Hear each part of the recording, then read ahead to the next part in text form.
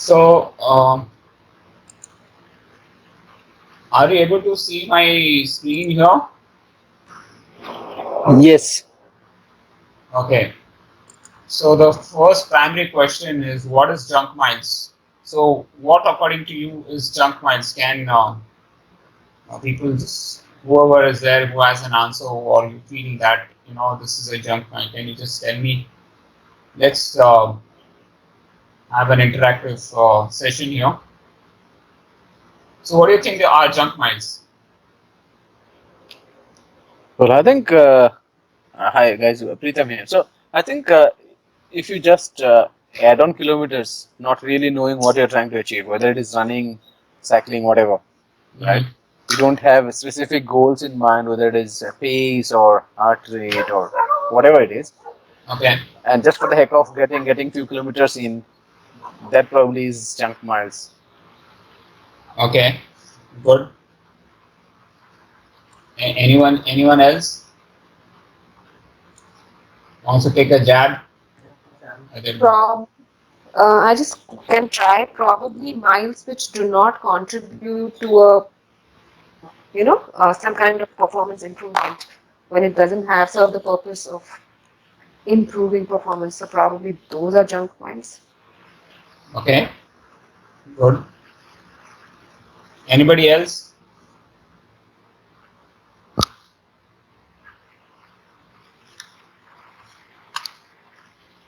Y'all must have read about junk miles on the internet, right? So you must have heard some coaches say, zone three is junk miles or black zone, you should never train there, or zone one, you should never train because you're just putting in mileage. And I think this is a common scenario that I can hear across the board, that when you just put in the miles without knowing what you're doing, you're just adding on to junk miles. Well, this session is about to break that myth, and I'll tell you why it is a myth. You know, uh, so before I get into the details of the session, let's take a scenario which you will be able to relate quite often. Everybody does some kind of saving, right? Somebody must be mutual funds. Most of them have mutual funds, right? Everybody, most of them are doing some kind of an investment in mutual fund, right? So there you must have heard about small cap, mid cap, large cap. All these funds are there, and then you'll see, small cap has low returns, but it is safer for long term investment.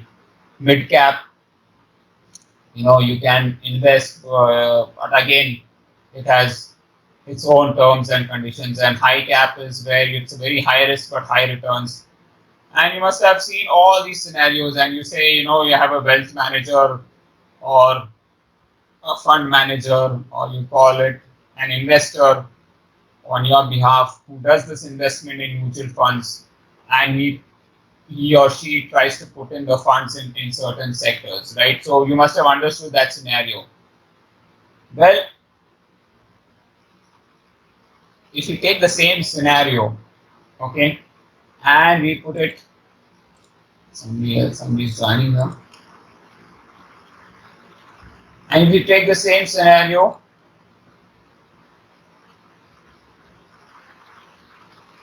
and we try to apply this in our workouts, so what do you think you will see the changes in? And how will you define junk miles then? So in short, what I'm trying to tell you is that whatever workout you do, there's always a return of investment. You're always going to get something out of it. So no workout is a junk workout until unless you do something or you don't take action on it on the next set of weeks. So let's get to that scenario first. I just prepared a small Excel sheet here, and here, let me share you. Sorry, I think I need to first share the Excel. Guys, in case you are not able to see my if I'm talking and I'm telling you I'm sharing this and you're not able to see, please let me know because I might. Okay, can can everybody see my Excel sheet here? Yes. Yes. Awesome. So here I'm not talking about zones here now. I put it as intensity level because I feel intensity is a better word than using zones.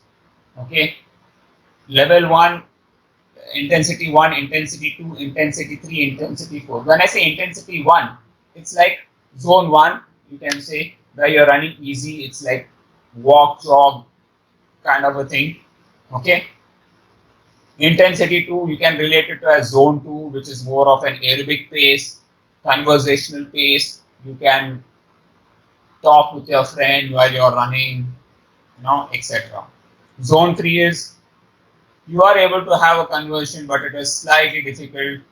It is, your heart rate is slightly higher. You can feel the effort slightly. So that's intensity 3. Intensity 4 is it's faster than you would usually like to, but you're still able to maintain that pace for around an hour or so. You know, so that's intensity. Intensity 5 is something which is short. Maximum you'll be able to hold on to say 10 to 15 seconds is actually the ideal thing. But if you try to stretch it and say, okay, I want there are multiple zone 5A, zone 5B, and all that stuff. So you can go maximum to you can call it as a 5K or a 3K pace, you know, which is very short and intense. Yeah. So if you see, let's let's see the return of investment for all these intensities. Okay. Now, what does intensity 1 give you? It gives you a return of 4. And I've just made these numbers from 1 to 10 based on, say, 1 is the lowest and 10 is the highest return. Got my point? You can call it 40% if you wish to. You can call it 4 if you wish to. It is all based on a simple numeric. I just put a number to it. Okay. So intensity 1 will give you 40% return, assuming or 4 numbers. Okay. Now the investment mode is long term. So when you say long term, what does this mean?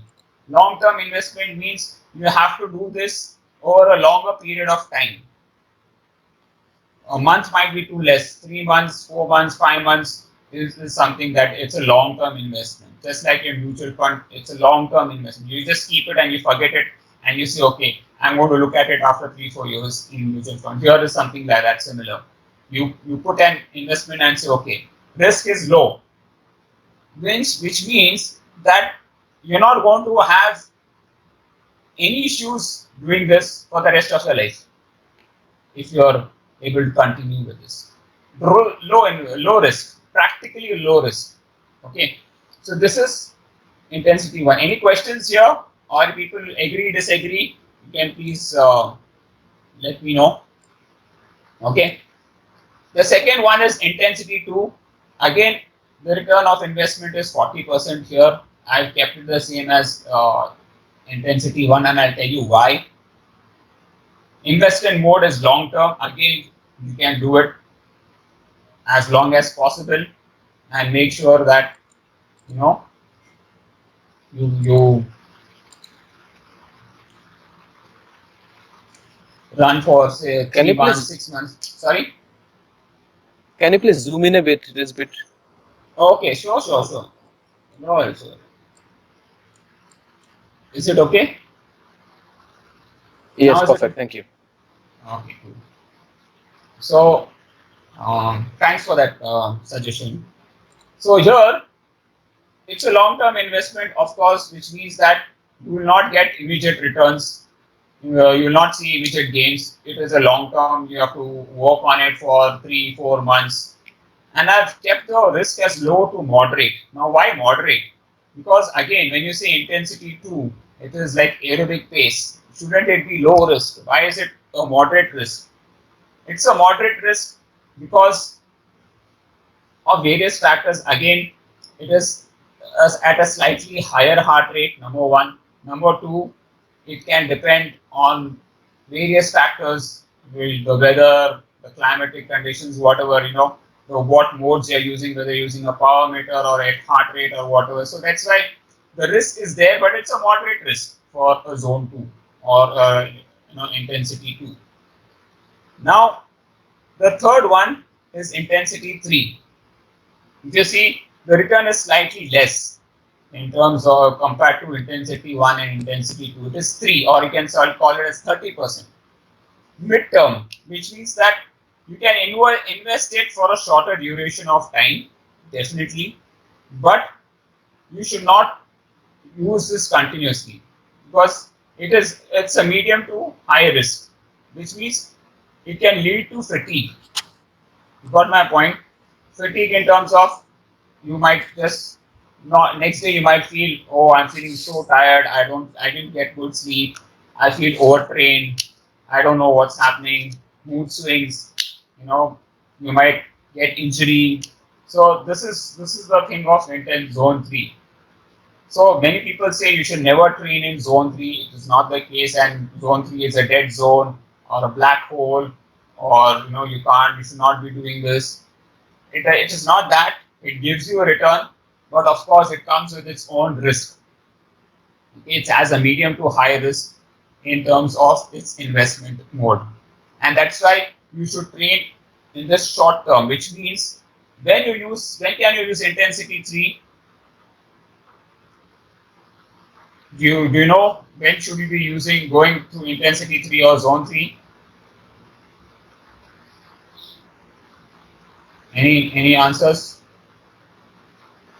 So basically, you will train in zone 3 specifically when you are closer to your race, 4 to 5 weeks closer to your race. You want to do race pace, you want to do tempo workouts. You say, okay, now I want to feel the race pace, and most of the race paces will be around intensity 3. So that's where you actually do it, and then you gain, and then you stop the zone 3. So that's why zone 3 is still important, but of course you should use it wisely. Now the next one is intensity 4. Returns are very high, 60% we can call it, but you can investment mode is short term. You cannot do this for long term investment, which means you cannot train in zone 4 for 4 to 5 weeks, or continuously, or for 3 4 months. It is not going to be useful. The chances of injury are high, fatigue is high, and you might plateau in terms of your VO2 max or whatever, because once you reach that intensity 4, you'll have a very good gain in short term, but then it will start plateauing and maybe start dipping later on also because of fatigue and injury. So this is something which you need to be careful about. Again, intensity 5, it has got a very high return, 80%. Again, it's a very short term, and risk is very high in terms of its risk factor, which means that you should use this if you want to improve on your VO2 max or your lactic threshold, VLA max. All these you should use this, but you should use it very carefully, where you do not exceed more than a minute or 2 minutes max in intensity 5. Okay, the very short term will give you fast returns. You'll improve your VO2 max. That's the fastest way you can do, but you have to be very careful as to how you use this intensity. Any questions in this regard? Do you all agree with this?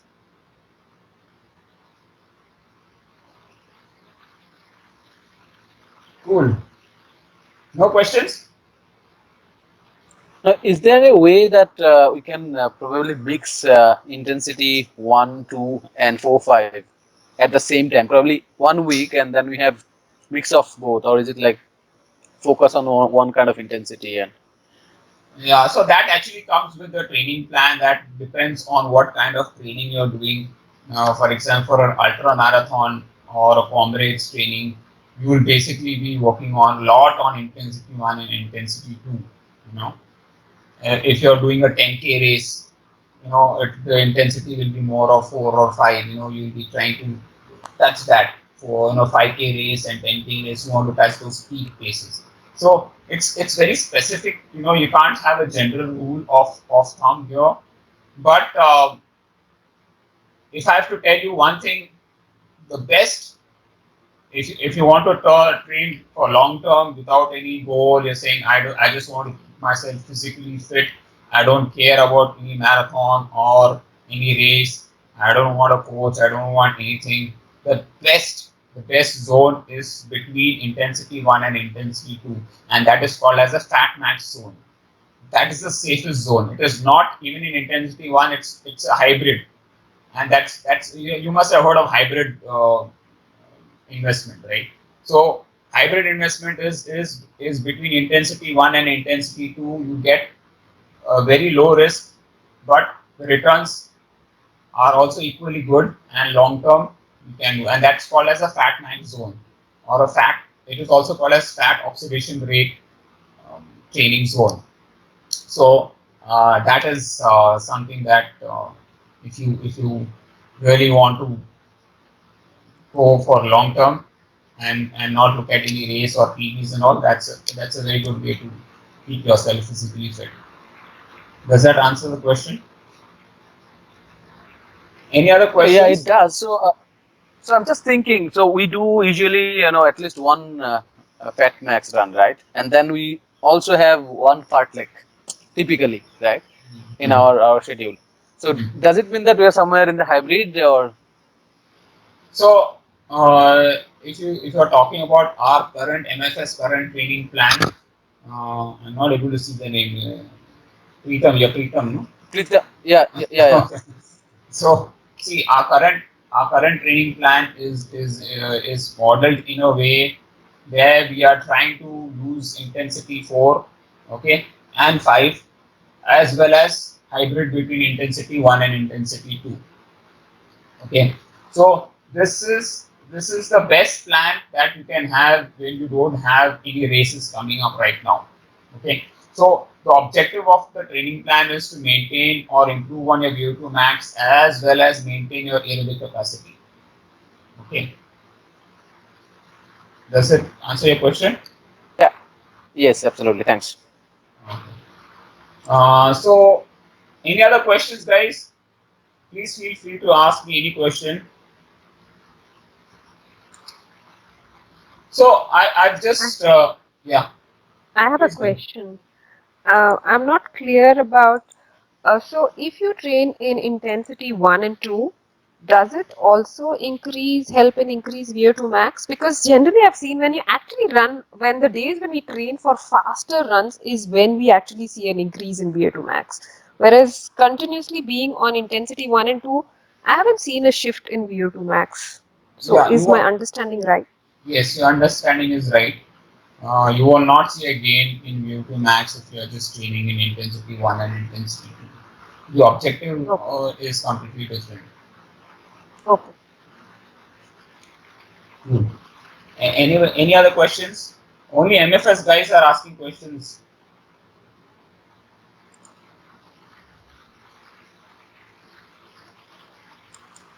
Okay. So here I've just created one scenario. These are very hypothetical scenarios. I don't think it's going to be possible for anyone to train in this.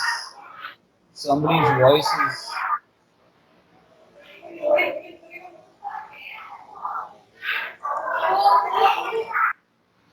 okay. You're able to see my Excel sheet, right? Okay. So this is a very hypothetical situation. Okay, because I don't think anybody will be able to train in intensity 5 or 10 kilometers daily for 11 weeks. It's not possible. But this is just give you an idea of the ROI in terms of what if you train 10 kilometers daily for 11 weeks. Okay, I'm giving you a very big uh, data so that you all can exactly see what's going to happen if I just train, because this is the basic question that everybody says. If I just train it in one intensity, it is junk miles and I'll not gain anything, which is not true. Okay, so let's see what happens if I just train for intensity 1. Let me just make it slightly less on.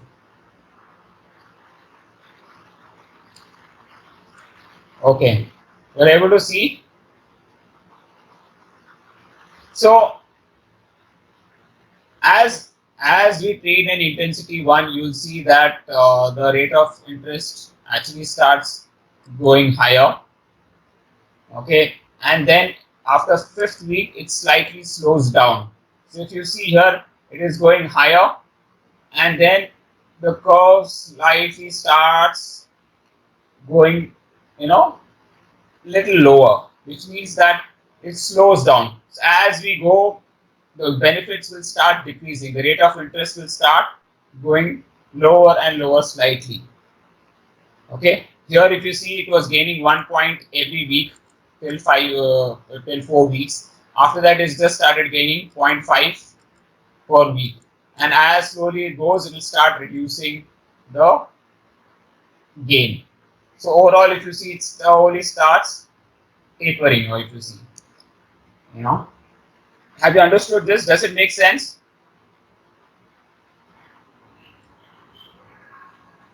Yes. So, so kind of law of diminishing return. Exactly. Perfect. You got it. Okay. Now, if you see, the risk here is practically zero. It's not even moving. It's just 1. So you can train in this zone for the rest of your life. It's not going to happen. Nothing is going to happen here. Now, what happens if you train at intensity 2 for 11 weeks? Okay. Now, if you see, the risk is higher in the beginning, and slowly the risk starts going down. And now that's because your body is yet to adapt to this zone, because your body is new to this aerobic zone. You've not been training in aerobic zone. The risk is slightly higher in the beginning, but as it goes, as you get comfortable, as your week goes by, you start becoming more and more comfortable, and the risk starts going lower and lower and lower. Got my point? So that's why it is low to moderate risk here in this scenario. And if you see here, the gains are going equally high, and it's also, if you see, it slightly tapers down. Again, it is similar to intensity 1, but slightly better in terms of return and the risk factor also. So these are the two differential graphs that you see here. Do you get my point? But if you see here, after 11 weeks, you still gaining 7.9 points from the intensity 1, whereas intensity 2, 11 weeks, you're only gaining 6.1. So that is the difference. And that's because we're considering the risk factor into consideration here. Any questions? Hi Sunil, how is ROI measured? What is the measurement criteria? Uh, Is it pace or HR or stress levels or Perfect. Very good what is question. it? Yes. So definitely the number one factor is pace for sure. Okay. Your HR is also another factor. Your recovery is the third factor. Okay. So how fast you're able to recover from a workout, how injury free you are, you know, what is your aerobic, so your the distance you travel. So in week 1, if you say 1 hour you run every day, or you take 1 hour to complete 10 kilometers on week 1, on week 11 you should be taking far lesser time at the same heart rate to finish 10 kilometers. So that is your ROI. Got it? Okay, yeah. So let us go to the third. Now what happens if I train at intensity 3 for 11 weeks. Here, if you see, this is where it goes opposite way. The risk starts going higher and the return starts going lower here. Okay, so here initially, if you see intensity for the first 3-4 weeks, if you're training at intensity 3, zone 3, you'll get good returns. Okay, I'm getting some, I can see some solid returns in 3 weeks. In 4th week, it slightly goes down and it slowly starts reducing. Whereas the risk factor starts increasing with every week. And that's because you're just adding on to the fatigue in this case. I'm not saying that you're not going to get any return. The return of investment will be there, but it reduces. Not my point. So it's not that you are just adding on to junk miles, but what you're going to return for the effort you're putting is far lesser than you would have when you train in different zone. Is it clear?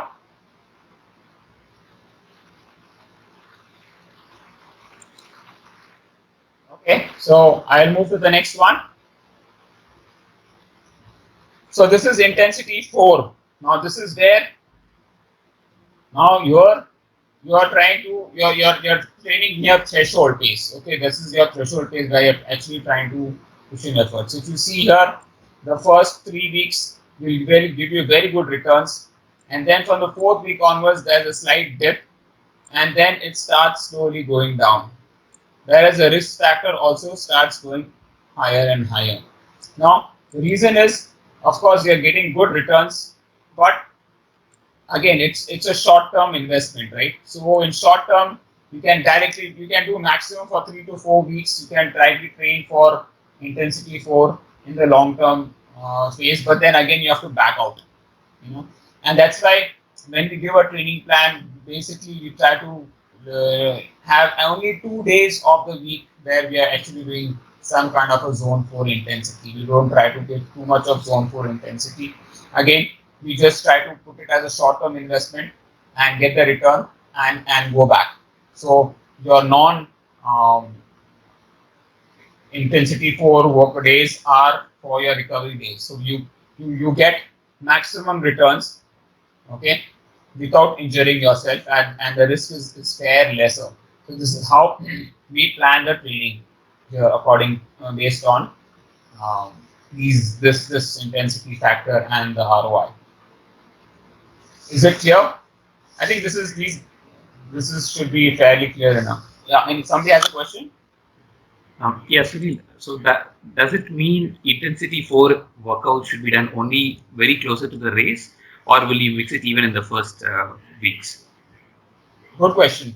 I would not completely remove intensity 4 at any point of time. Even in the base building, there should be some kind of an intensity, because you need to maintain your VO2 max. That is your engine. Your aerobic engine is going to be defined by, if you completely do zero intensity 4 even in the beginning, you are going to lose a lot of your VO2 max.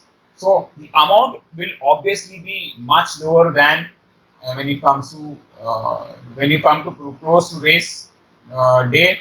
Your intensity will slightly go higher, and then again in the last 2 weeks you will be doing more of short zone 4 or intensity 4 workouts.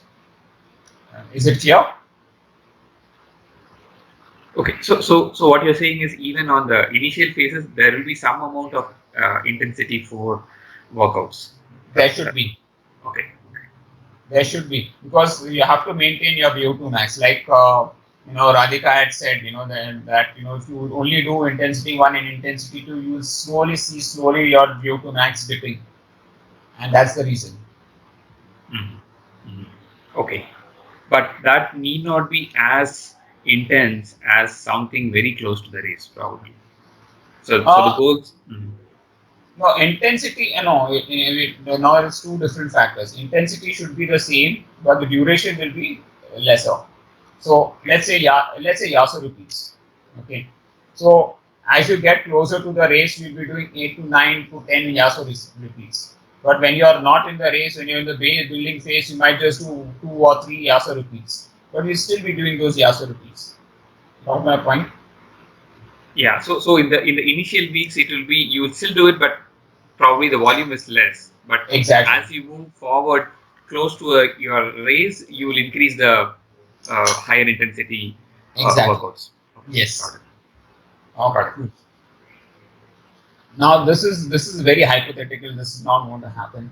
But just for scaring you or putting up some graph, I just put this. If suppose a person is training at intensity 5, okay, for 11 weeks, it's not possible.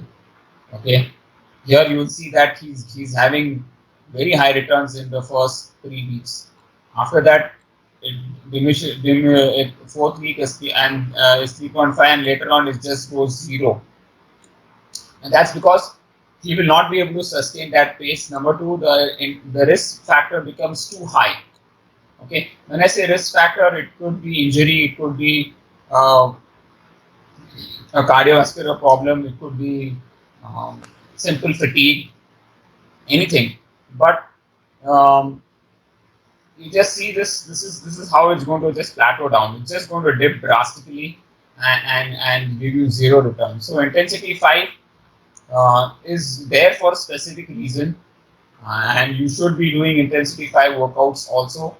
But again, they should be shorter than your threshold workouts, and these are real intense workouts. So when I say it will be for 1 minute or 2 minutes max, it should not exceed more than 90 minutes, 90 seconds basically.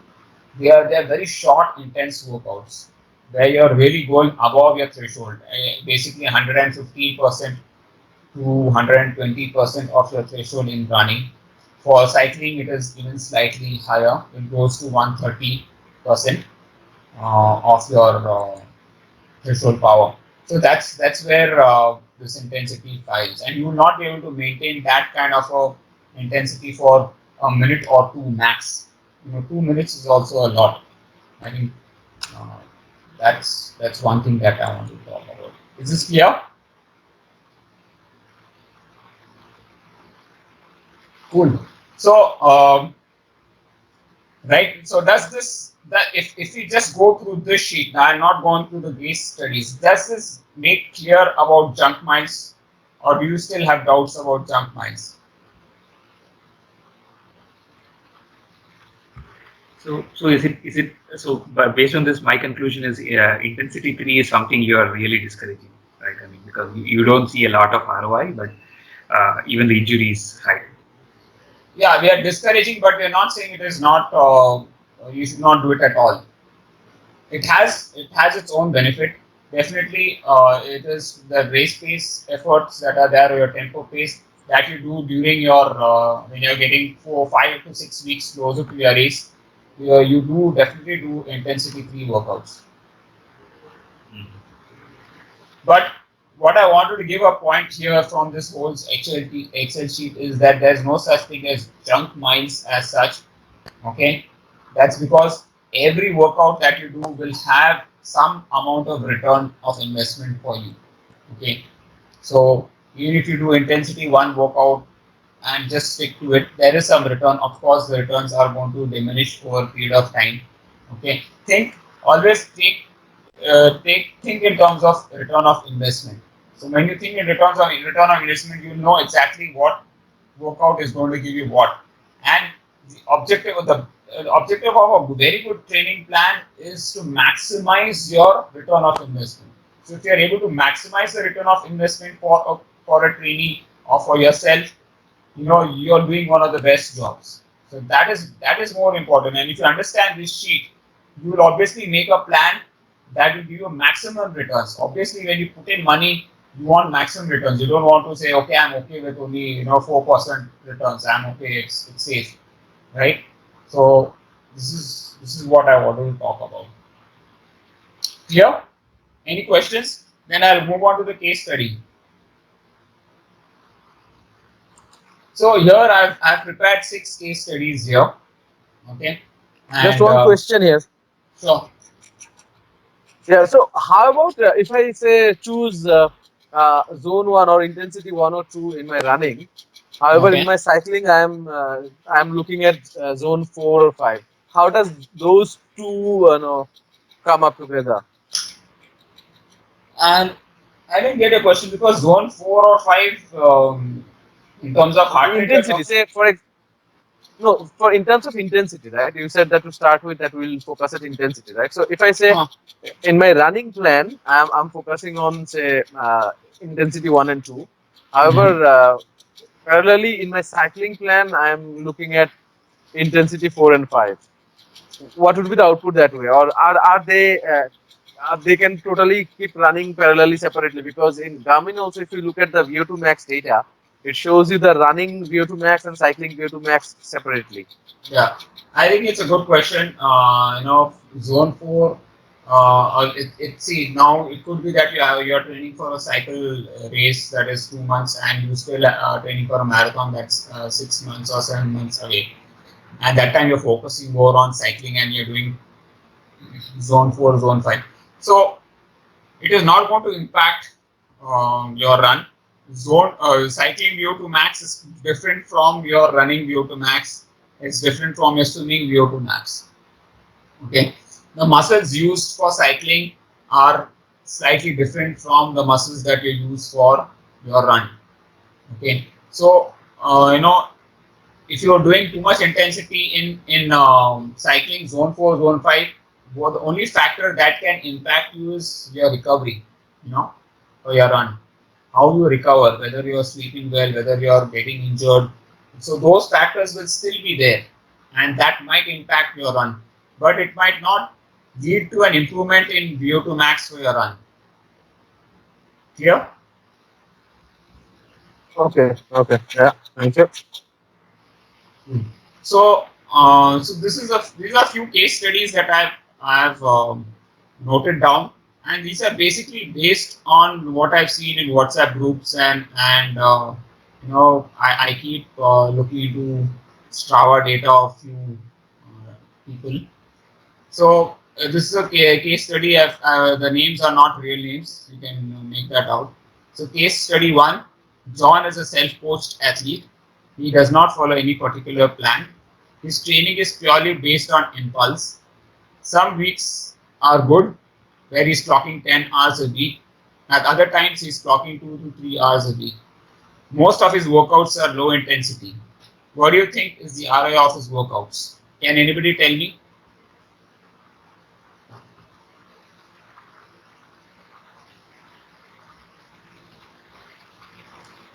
So 40% zone. no.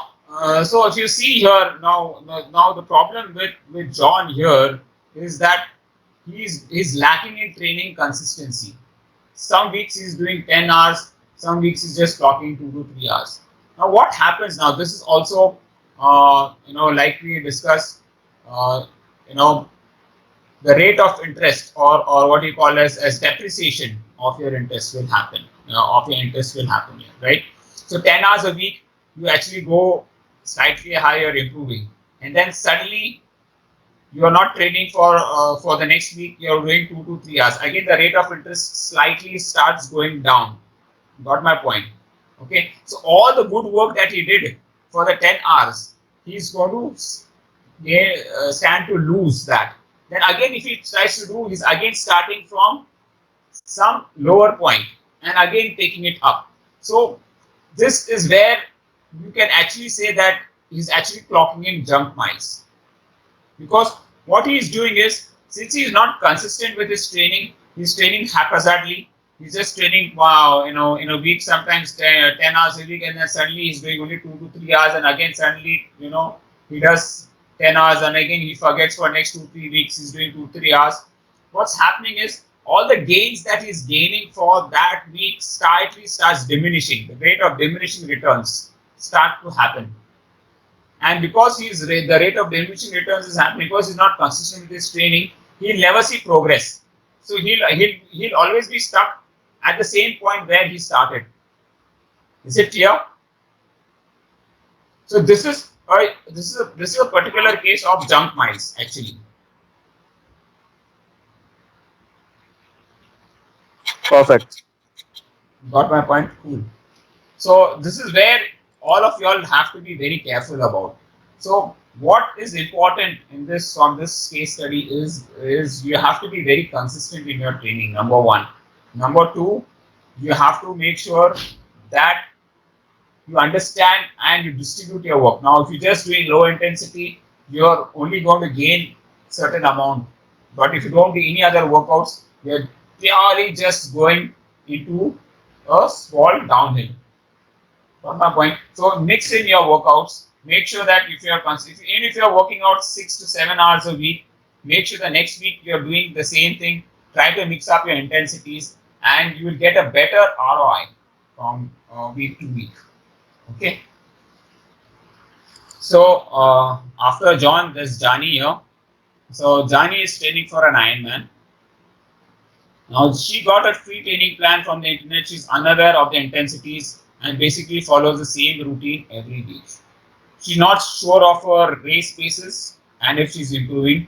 She's just joined a local group and she does weekly rides and training with them. What do you think is the ROI of her workouts? Can anybody tell me?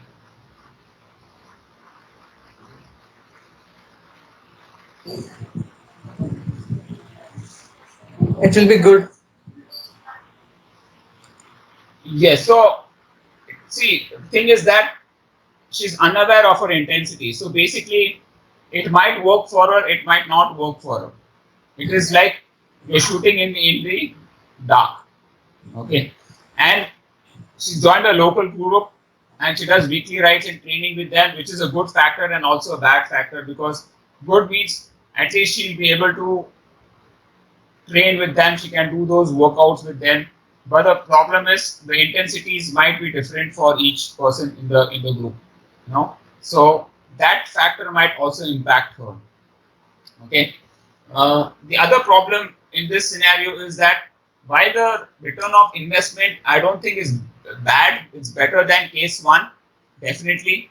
The only problem is in her race she will not be able to know what pace she has to keep if she has to finish her race in a perfect manner. So, and also since she's not doing, she does not know whether she's improving or not.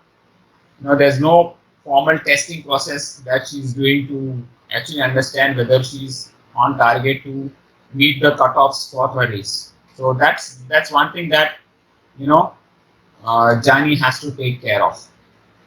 Again, when you don't know what's your return of investment, it is whether it's positive or negative, that's a black hole, or that's a blind spot, more than dark hole. I would say blind spot which you need to be aware of. Is it clear? Okay, so let's go to the third case study. Janardhan. Janardhan is going through a midlife crisis. He has never been physically active during his younger days. He is now keen, not me, keen.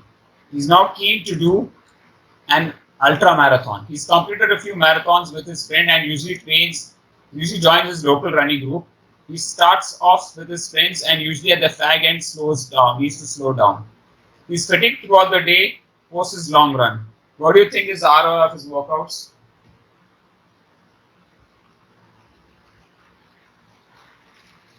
So if you see in this case, this is basically he's doing a lot of zone 3 or intensity 3 workout. Because moment you hear from Janardhan saying that, boss, after the long run I'm fatigued, I can't do anything.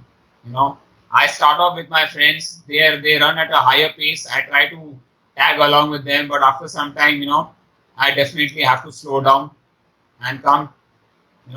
These are clear signs that he is not training the right intensity. Is it clear? And also, since he has never been physically active in his younger days, he has to make sure that he starts slow rather than try to run with his friends. Is it clear, guys? Any questions in this case study?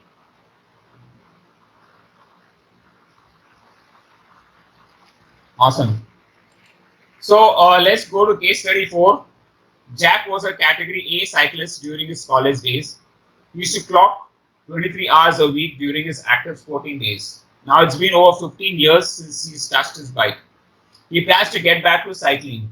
How many months of training do you think it will take Jack to improve his cycling endurance? Will he have the same? Will he have some aura of the long training hours he did during his college days? Anyone can answer this case study? Very interesting one.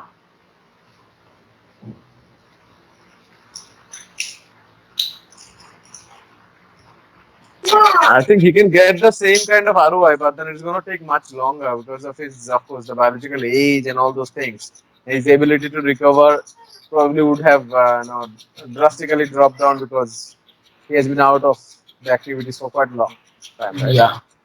So Jack, if you see, he has a huge endurance bank balance. For him to come out of you know his group and start his cycling endurance again is not going to take long. Maybe he's going to take around 3 to 4 months max, but he'll gain his cycling endurance within 3 to 4 months, and he'll be able to beat the best in his age group category, even if he's not been cycling for the last 15 years. Now, this is a very interesting use case. This is what I wanted to talk about, is that if you train consistently over a period of months, like 4 months, 5 months, you put in those miles. You say, okay, every week I'm going to do, let's say, 100 kilometers. I'm going to put in 100 kilometers cycling or 150 every week, and I'm going to. So this is something that you're putting in the bank. Always remember, it's an investment that you're putting in the bank. But that investment has to be consistent. If you just put once a month, your investment is not going to give you that much returns. But if you say for the next 6 months, I'm going to put in this much amount of mileage into my bank, what's going to happen is that mileage that you accumulated in 6-7 months is going to pay off later.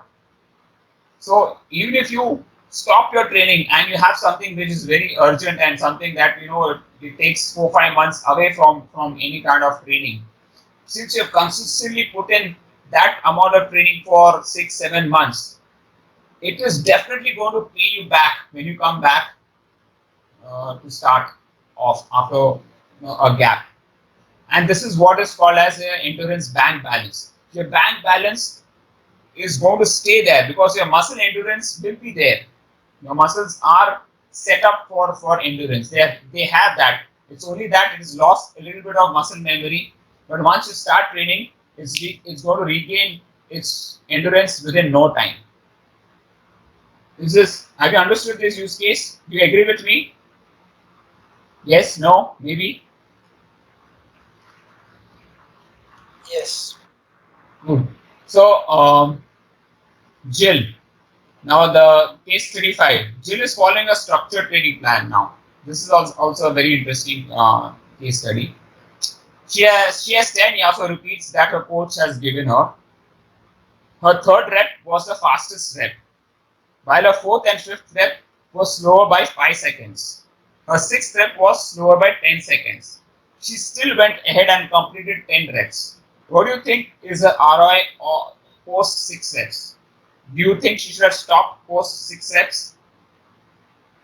Have you understood this case study?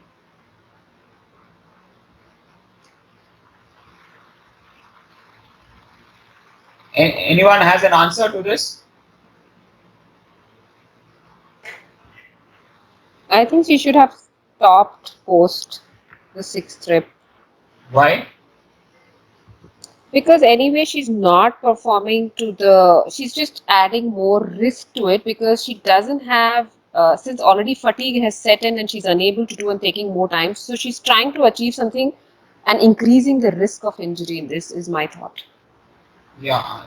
So definitely, and this is where 80 to 90% of the people train.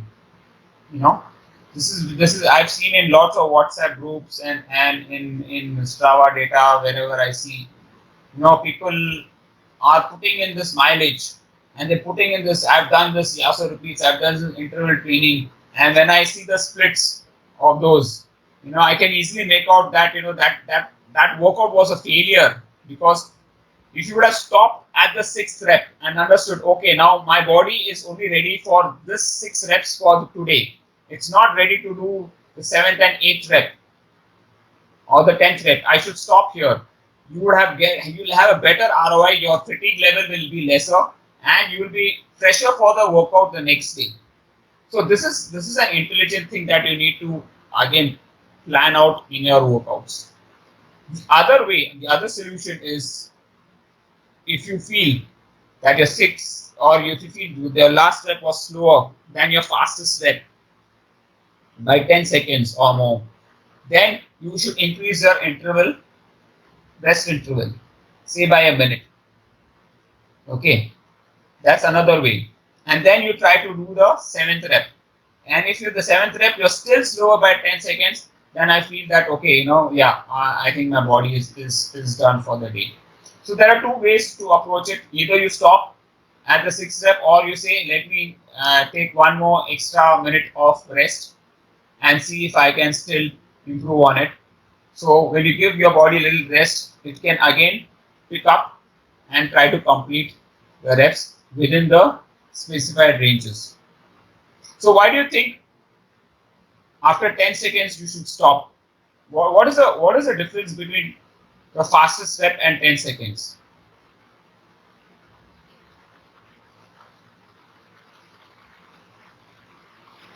It could have been 15 seconds, it could have been 20 seconds. But why 10 seconds? If I'm slower by my fastest rep by 10 seconds, then what is the alarm that why 10 seconds?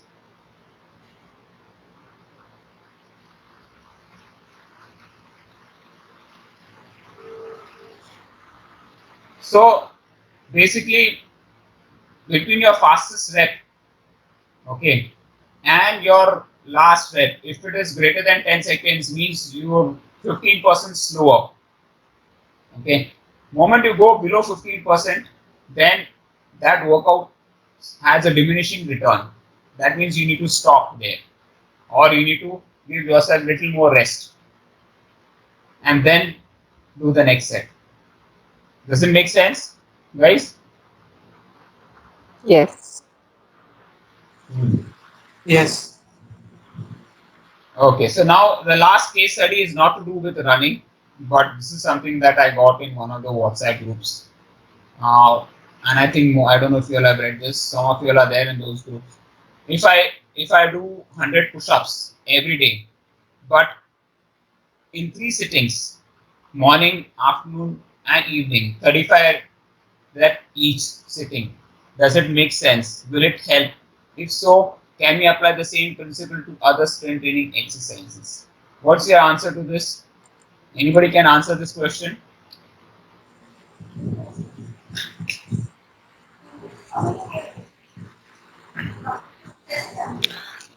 So the athlete is not giving time for his muscle to recover back, and again he is stressing morning, afternoon, and evening. No, he is doing 100 push-ups. He's planning it 35 reps each. So which means he's comfortable doing 35 reps. He's not stressing himself. I think whatever my understanding is, you benefit the most from the. So if you have 3 sets, probably the maximum return would come at the sets which are probably at the end, right? So if you gain probably you have 15 push-ups to do, probably first 10 or 12 will be much easier, and last 3 are the ones which actually push you to the limit. So instead of doing 35 sets once in the morning, afternoon, evening, if you do only in the morning or probably evening, whenever, but all 35 in 3 sets at the same time, No, would be much better. No, he's doing 35 in the morning, 35 in the afternoon, and 35 in the evening, and that's amounting to 100 push-ups. So he's not, he's doing 35 very comfortably in the morning, afternoon, and evening. As, So his so target I'm is saying 100 coach, doing Yeah. doing all together in one session probably will be much better Okay. than splitting it up. So you mean to say doing 100 push-ups in one go is better than doing 35 push-ups I mean, into 3? have 3 sets, 3 sets, but in one time. Okay. Yeah. Anybody else? So, coach, as you told, he's doing it in very comfortable zone, 35 push-ups. I don't think so. He will gain anything. Okay. So this is what we need to understand. Um, this is something called as a cumulative effect. Okay. So it is not that he's not going to gain. In fact, doing 35 reps in the morning, 35 reps in the afternoon, and 35 reps in the evening, I have done this, and it is incredibly very good return of investment. I'll tell you the reason why. Number one reason is you are not fatiguing or you're not going to get injured. Your form is going to be maintained. Since you're doing 35 reps comfortably in the morning, 35 in the evening, 35, your form is not going to be impacted. But at the same time, it's a cumulative effect. Means you're putting 35 rupees every 3 times in the day, which is 100 rupees you're putting in your bank every day. This is definitely better than doing 35 to 3 in one sitting, because again, at the end of 3 to 35, okay, you will be completely fatigued if you're doing it in one go, if you're doing it only in the morning, okay, and you might have chances of injury, you might have shoulder pain, whatever pain, but with this, your chances of injury become far lesser, okay, and over a period of time, you will be able to increase it from 35 to 40 to 45 to 50 and make 3 into 50 later on. Okay. So this same principle, this is a cumulative effect which is very effective and very important for people who want to keep a target, let's say 100 push-ups. I would definitely recommend trying to split it in the morning, evening and afternoon, or spread it across so that you are able to achieve your target and still slowly gain on it on a month-to-month basis. Of course, you need to slowly start increasing the rep count. Okay, so every week at least increase by 1 rep or 2 reps. So the next week, instead of doing 35, you do 38, or instead of doing 38, you do 40. So you keep on increasing that in each sitting, and that's how you'll progress. Does it make sense? Yes. So Sunil, just one question. Aren't we allowing the muscles to rest a bit? I mean, because you're constantly keeping it at some kind of a stress level throughout the day by this method, isn't it? Or that's what Yes. I think. Yes, so that is your very good point. When you keep your body at rest, okay, and again you do, so what's happening is your muscle is still going to gain, no matter what. Those 35 reps in the afternoon are still going to help you. Like I said, the return of investment. Always think in terms of ROI. Always think in terms of cumulative effect. If you see the cumulative effect, okay, the chances of injury and the chances of fatigue, the chances of you breaking down is far less when you split it into these 3 sessions. And you start seeing your endurance and your capacity improving over a period of time. You should try this out. I have tried this specifically for push-ups. I could manage to do 150 push-ups. Okay. And after a period of time, I could do 150 push-ups in around 30-35 minutes. Okay. And that initially I was able to only do 7 push-ups. I could only do full 7 push-ups. After that, I was completely down. I used the same technique and I could see a drastic improvement.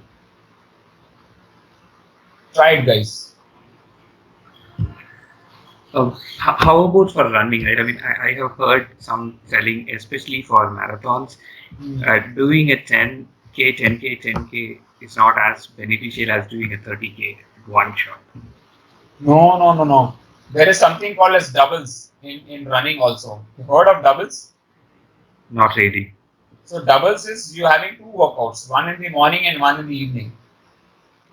So they are called as doubles. So if you do a specifically elite runners, when they do a fartlek interval in the morning. We do a recovery run, which is recovery means they do 10-15 kilometers of recovery run. Okay, at a pace which might be our threshold pace. They do a recovery run in the evening. That's called as doubles. Okay, so why is that? Right? Does that's again a cumulative effect. Getting my point, right? So you're trying to flush out the lactate from your system. So people, the elite train in the morning, in the evening also. Now, if you take triathlon for example, okay, triathletes do 3 to 4 workouts in a day, in one single day. They don't do it continuously. If you follow any training, triathlete, morning they go for swim, and after swim they come, they have their breakfast, they sleep for an hour, and then they go to the tracks, they do a 2 hour workout there, have lunch, sleep, they do a 2 hour bike session, they sleep, and then they go for a massage, and then again they sleep. So if you see, as a triathlete, you keep on just doing one back to back workouts. They take rest. So that's how elites train. How you think you can accumulate 23 hours of training per week, 23, 25, 35 hours training in a week? You have to spread it throughout the day. Make sense? Yeah, understood. Sure. Cool. So that's it from my side, guys. I hope you all understood this session. Hope you liked it, and just wanted to tell you all, in case you all are interested, we have a 15-day free trial from NN Fitness Systems. You can join in, you can see the training plan, how it works, and how to structure it. Come and take this free trial in case you wish. And in case you'll have any questions, please feel free to ask me any questions here. I'll be happy to take any questions. Or if you feel that any point that I've made, you do not agree to it, please let it out to me. I definitely would like to discuss it. Perfect. Cool. Thank you. Thank you, boss. Just one question before we let you go. So we have this interesting thing of mind body habit, right? And that we keep doing, right? So does it mean that it would probably make sense to have this MBH things probably going at least twice or thrice a day, and then probably you try to use the last case studies reference there. If I do that, then people will not train with me.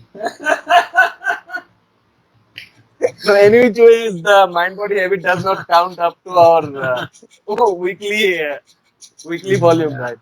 No, it is you can do it as many times a day you want to. So that's your mind. Okay, guys. Thank you so much. Thank you for your time.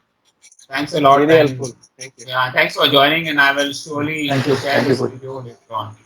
Bye bye. Thank you. Have a great day. Bye bye. Thank you. Bye everyone. Thank you. Cheers. Thank you. Thank you.